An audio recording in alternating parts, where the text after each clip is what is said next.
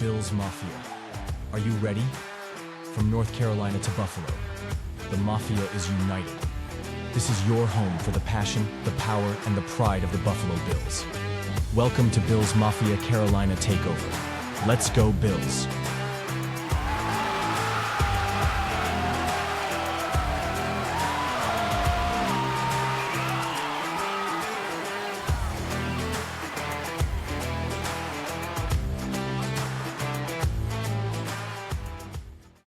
Welcome back to another episode of Bills Mafia Carolina Takeover.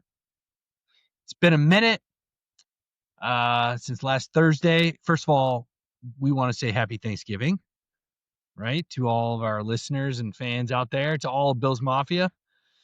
Yeah, so, Tim, Go go ahead, man. I'll let you start this. Hey, you guys, you underestimate Texans. You don't want to underestimate the Texans, and your line didn't play well. Your offensive line, and Josh Allen got beat up, and that was a problem with your team. Josh Allen can't do everything. We need to balance out this offense, and you guys learned your lesson. Yeah. Didn't expect that. I mean, I guess at this point in the season, you don't expect to win every game. So it's not, I'm not saying that they could have lost that game, but the way they lost that game is crazy. And it kind of goes back to what I've been saying these past couple losses here, other than Miami, the defense that people are hating on or complaining about, I mean, is the better side of the ball right now. That's hard to say against a Houston team. Their defense is one of the top in the league, period. True. And you went against a backup quarterback. Let me ask you this. From that standpoint, as good as that defense was, and they were nasty, the Bills were still in that game.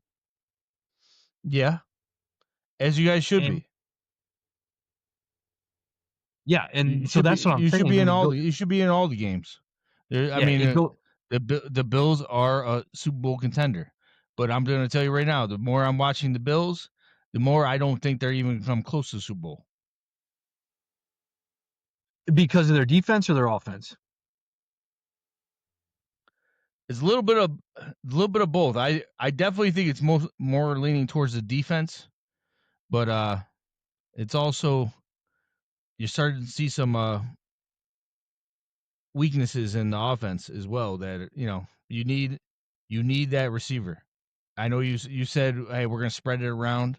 You need that go-to person, and obviously, Keon Coleman is starting to burn his bridge, and he's not gonna be that guy.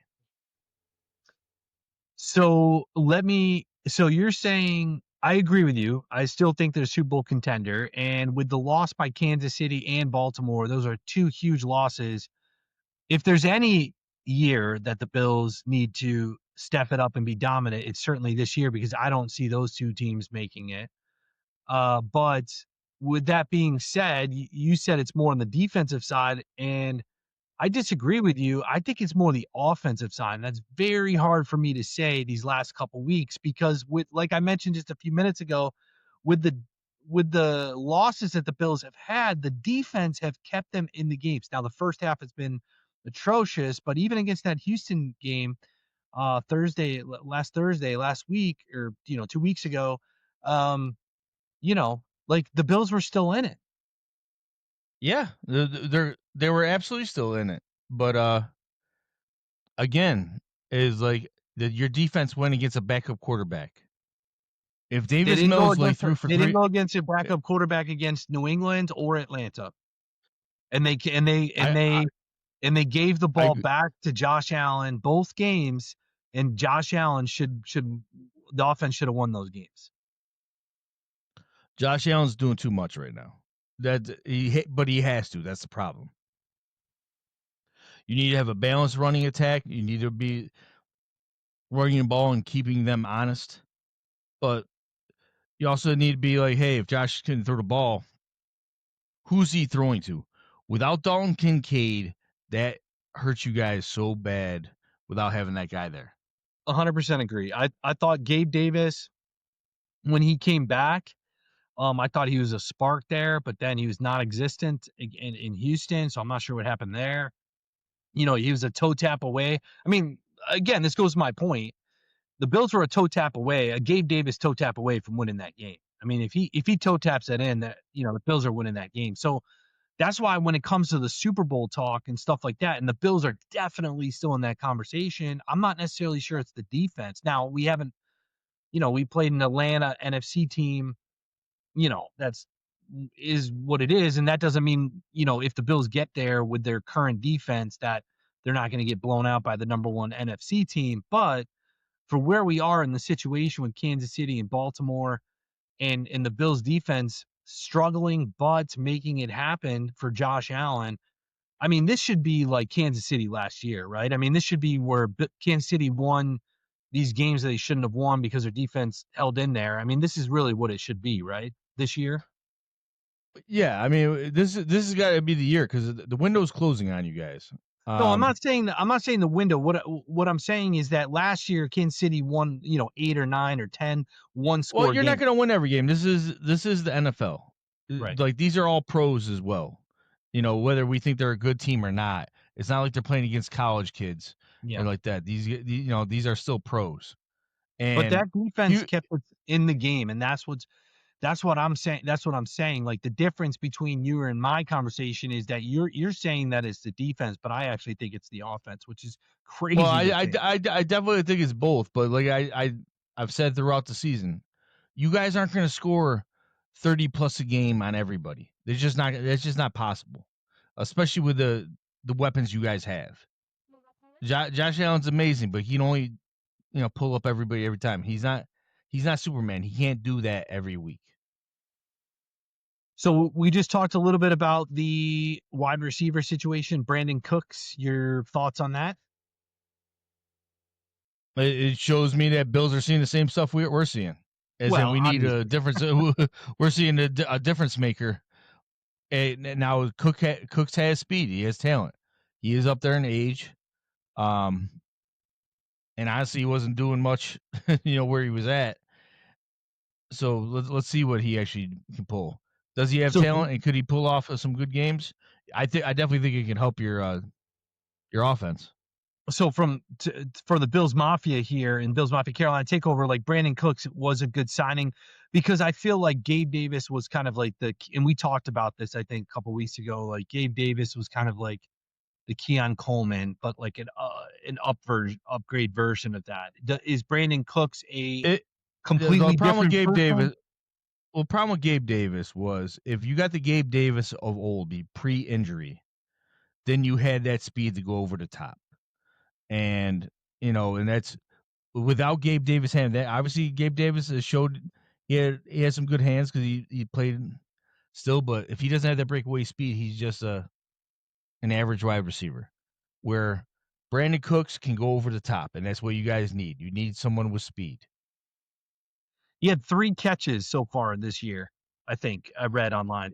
3 catches. Now, obviously, they were going to the other kid there in New Orleans, but 3 catches. I think Keon Coleman has a little bit more yards than he does and more catches. But so what you're telling Bills Mafia here is that, obviously we all know it's been documented that Brandon tried to go for the home run there with Waddle in Miami, but you feel like what was out there free agency wise, and I know New Orleans kind of I mean it's not going to hurt you.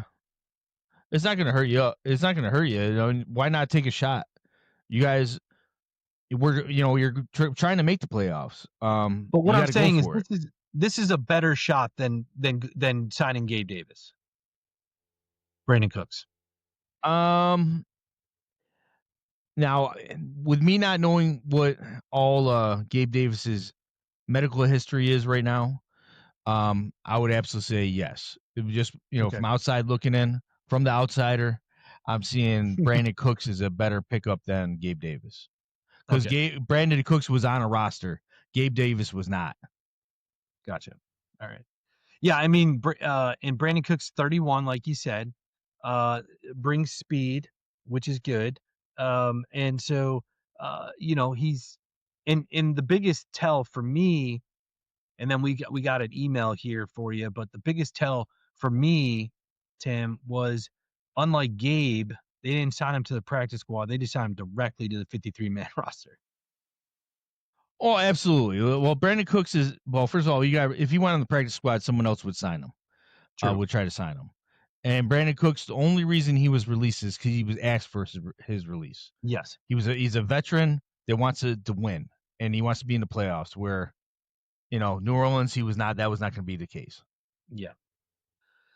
Well, it's going to be But interesting. I'm gonna tell you right now, ahead. the bigger pickup that you guys did, I like the Shaq Lawson pickup.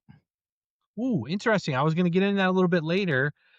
So, I mean, part of the loss to Houston was seeing a lot of stuff from Mafia retreading players and stuff like that. But Tim, the outsider who's not embedded in the Mafia, believes that Shaq Lawson was a good pick.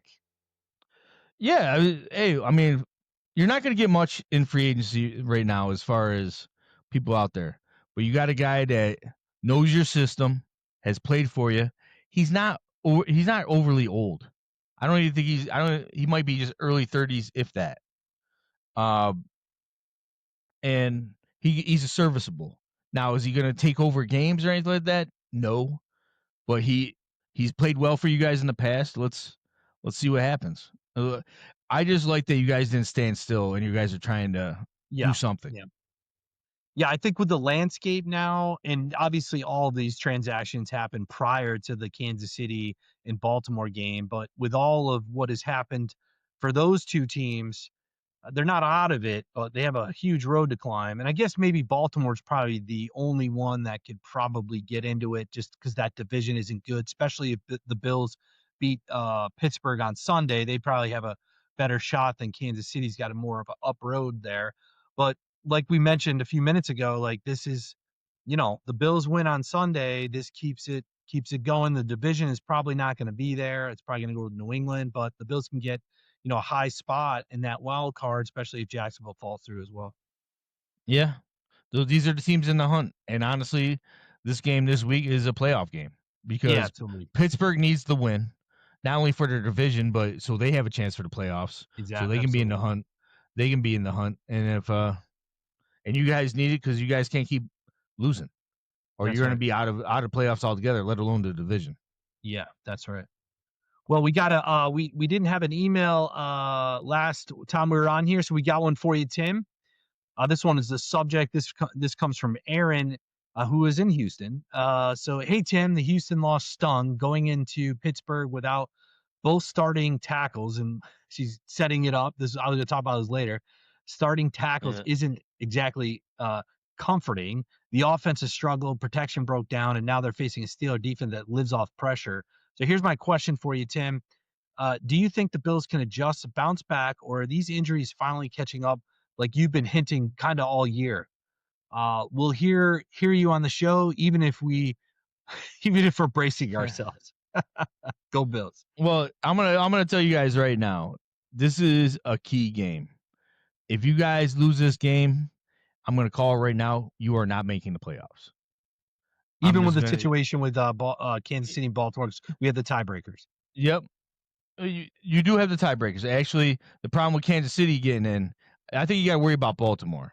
Kansas City getting in, like everybody that's actually in the wild card, Kansas City has lost to. So they're like 3 games back right now. Yeah.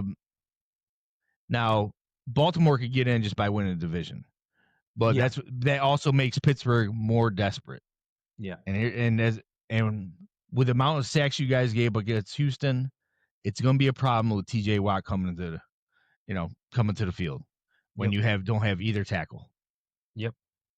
No, I agree with you. I agree with you. And the 2 starting left tackles is something that we haven't experienced. I can't remember when. I mean, Deion Dawkins is an all-pro, obviously. We all know that, snowman. But also Spencer Brown. I mean, he's one of the top tackles as well. So not having both those guys in there, It's going to be interesting, but we talked about this in the offseason before the season started, Tim, that the Bills, they re-signed offensive linemen that have been with the team and probably would have been starters in other teams.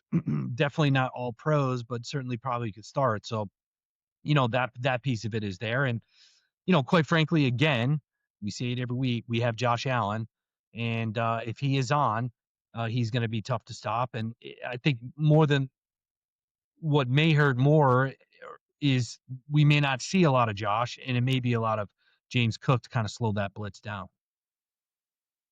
Yeah, I mean, that's what I'm. It's going to be key. I harp on it every week with you guys. Yep. Get James Cook running. And especially this week, you need James Cook exactly. running. Exactly. Well, we appreciate your question. If you have a question for Tim the Outsider, you can email us at BillsMafiaCTO@gmail.com, and we will read your read your mail on the air and this podcast. So we appreciate it. Make sure you subscribe to us on YouTube and Spotify as well. And so we thank you, Aaron from Houston, for that. And now it's time for Tim's favorite, Mafia Mail. Bills Mafia, make some noise.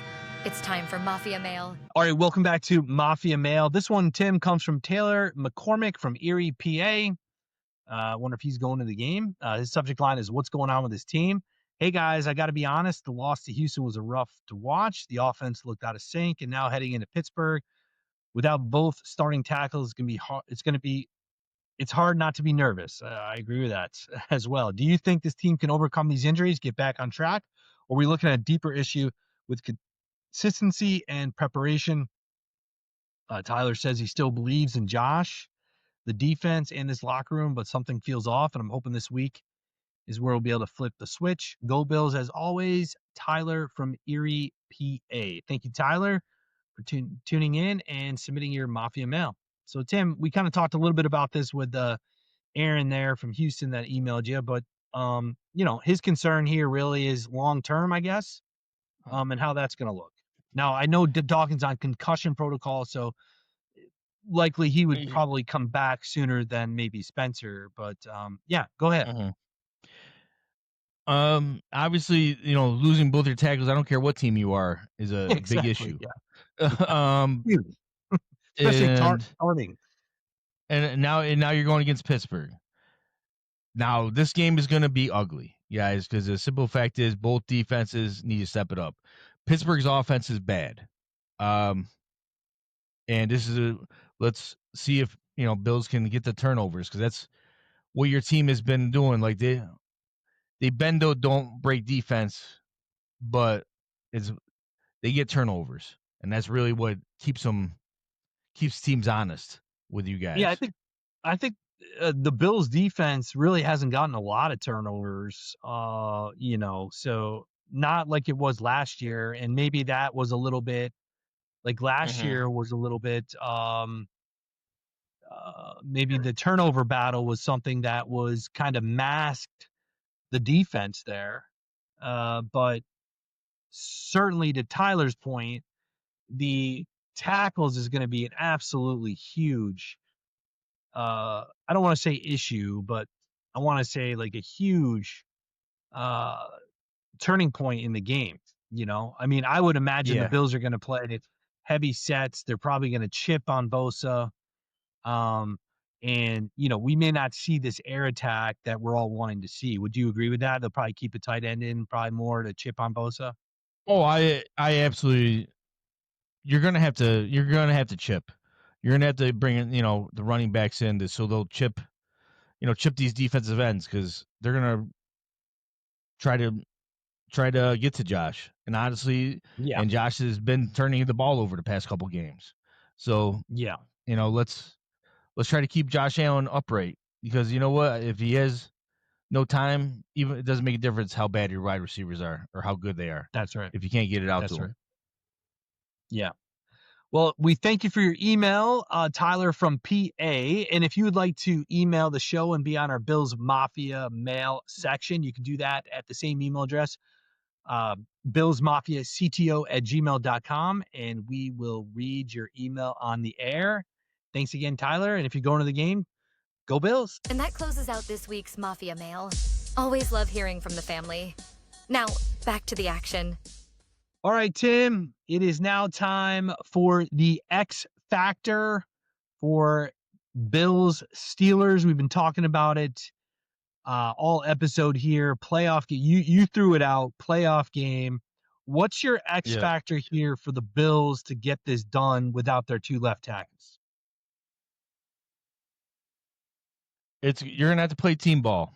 The fact is that running game is gonna have to get going because you're not gonna be able to have Josh Allen just drop back because you're not gonna have the time. Pittsburgh knows they need this win, so they're coming all out.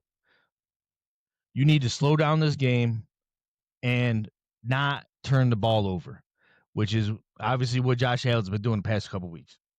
Yeah.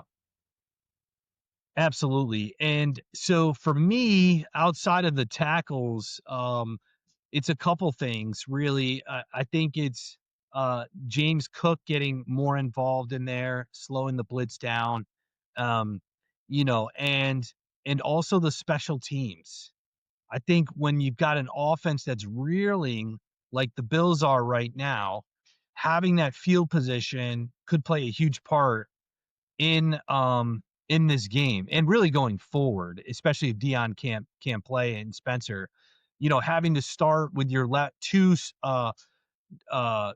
reserve tackles, right and left tackle, having to start the drive at the 10-yard line away from Highmark, right, versus starting on the 50 or the 35 or 40. I think that's a huge advantage. So I think the special teams in this one for the Bills is going to be huge. I did see some video out there that Brandon Cooks was taking punts and kick returns, so I'm not sure if that's going to be something.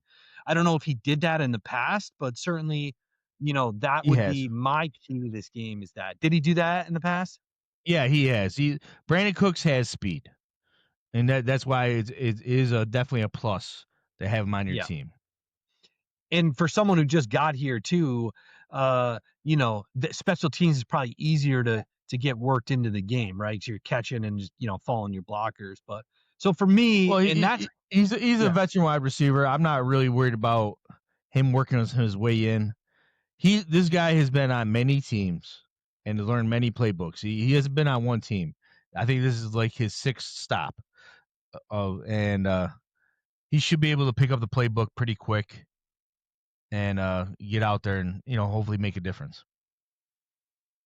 All right. Yeah. So, so my X factor, I'm going here. I know I said James Cook, but my big X factors here is going to be special teams. I just think it's going to be the return game is going to be a huge thing for the Bills, and being able to get the ball at the 50-yard line with two tackles that haven't played versus trying to start deep in the zone on that piece and a turnover, right? So certainly. Well, actually, the more I'm thinking about it, I'm I'm changing my X factor because you know what is gonna. You've done X this factor. 2 weeks in a row. The X factor is actually your defense, because Pittsburgh's offense has not been good this year, but with all the injuries, you guys are not going to be putting up 30. Let's just 30 plus. Yeah. I'd be very surprised if you guys get there. This defense needs to keep you guys in the game. Whatever way they do it, they got to keep you in the game. Because, like you've always liked to say, is you guys better score early. You guys need that lead. If Pittsburgh gets that lead, it's going to be a problem. From the outsider point of view, Bills have a better chance of beating Aaron Rodgers than Rudolph? The way Rodgers looked this year, I don't really think there's a whole lot of difference. Their offense hasn't really been great. Period. They're going to start. They're going to start. I would say Rodgers, DK. Yeah, Rodgers is starting. DK Metcalf, I thought would be a bigger factor, but he really has not been a factor like that this year. The person you're trying to stop on Pittsburgh is make sure Jalen Warren, he stays contained. That's who you want to shut down. You got a score prediction for this one? I'm gonna go with 24-17 Pittsburgh. Okay. There you have it. Tim the Outsider picking against the Bills. Write me in the mail. Yes, write him in the mail when we win. Absolutely. I'm going to go 21-24 Bills. 21-24 Bills. This one's going to be a little bit closer. To your point, Tim, I mean, with two, we've talked about it all episode, but without your two tackles there, it's just, I mean, Josh is all worldly and he could probably do it, but I mean, the timing is going to be a huge factor there, and they're going to have to keep somebody, I would imagine, in the tackle area to chip block there. So I'm not sure how much explosiveness we're going to get. Special teams going to have a big day here, but when is Dalton Kincaid coming back? He's limited practice, so he has limited practice on Friday. So there is a possibility he could come back on for the game on Sunday. It's a 4:30 start, so for those that don't know, I'm going to tell you right now, you need him back. Yeah, especially with the offense, you guys are probably going to be running with a couple tight ends and offense. You need Dalton Kincaid to be that mismatch. Yeah, if Dalton's not there, it's going to be Knox, the new kid that the rook, and then Gilliam there. But with a 4:30 start, not a 4:00, with a 4:30 start, that does give the Bills later in the afternoon to declare. So that does give anybody that's limited or whatever the case may be more time than trying to do it in the morning, if that makes sense. So that is a benefit for the Bills. Alrighty, so that is our X factors, and now it's time for weekly picks.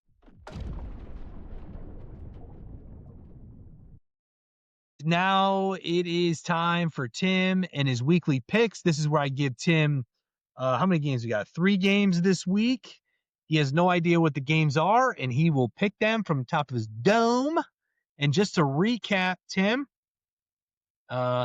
you are 19. I'm sorry, you are 19-15, and I am 15-19. So I need some help here.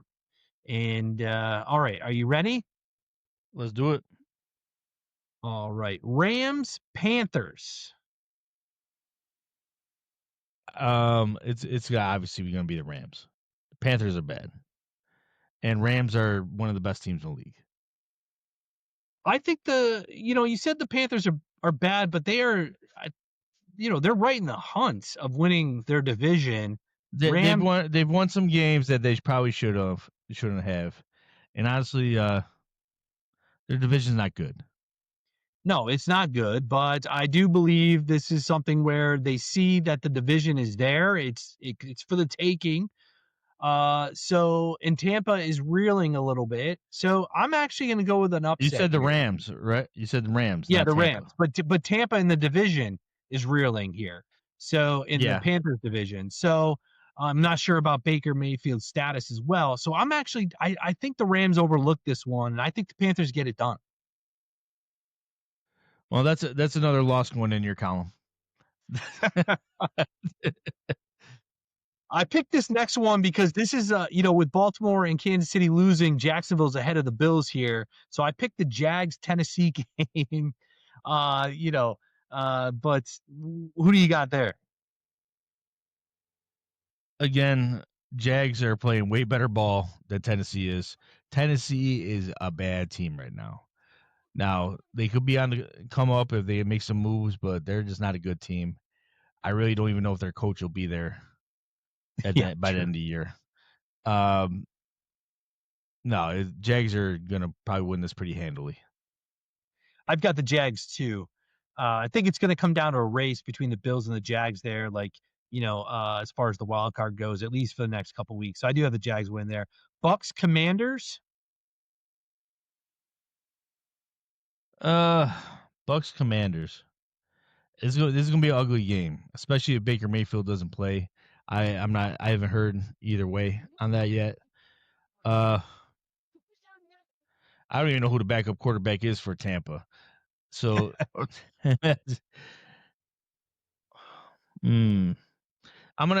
go with Washington. I think Mariota's got a little more experience, and he's been playing. So why not? Yep, not much to say here. I don't know. We don't know the status of Baker. I just think if Baker's not playing, that may cause some issues there for Tampa. So I'm going to go with the Commanders there. And I said I was going to do 3, but I'm going to throw a 4th one in here. Pats Giants. Is Dart playing? Yes, he is. It's already been announced. All right. So Dart is playing. I'm gonna go because Dart is playing and it's his first Monday night game. I'm gonna say Giants actually help the Bills out and beat the Patriots. I agree with you as well. If this game was in New England, I'd probably think elsewise, but I think this game is in New York. Is that right? I thought it was in New York, but it could be. But I know I'm pretty sure it is. It may change how I go here, but let's see here. No, it's at the Patriots. It's at New England. It's in New England? Yep. Jeez. Man, that kind of changes things because I was on your bandwagon there, but it does change things being in New England Monday night, Dart on the road. Oh man. Patriots have played really well. I want to pick against Patriots them. Patriots should absolutely stomp or should win this game. I just have a feeling the Giants are going to pull this off.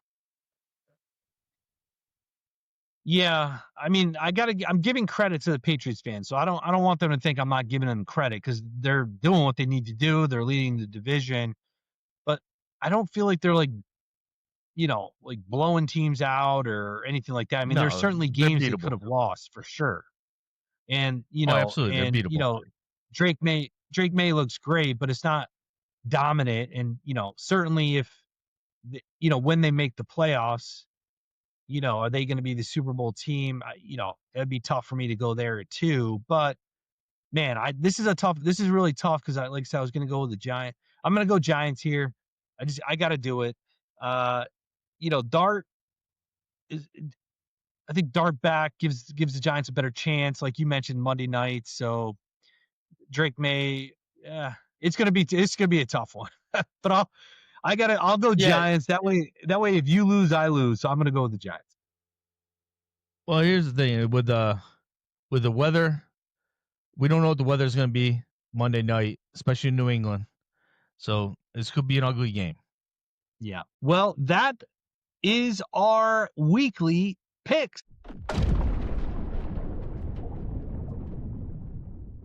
All right, guys, another episode down. First of all, again, I want to say thank you to all you subscribers who've commented, listened, not only on Spotify, but YouTube. Tim and I really appreciate it. We appreciate all the emails that we've got in there.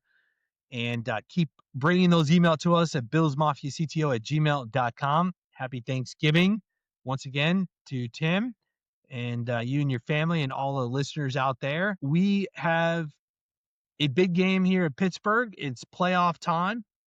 So hopefully the Bills can get up there in PA, take care of business. And as always, be good, do good, God bless, go Bills.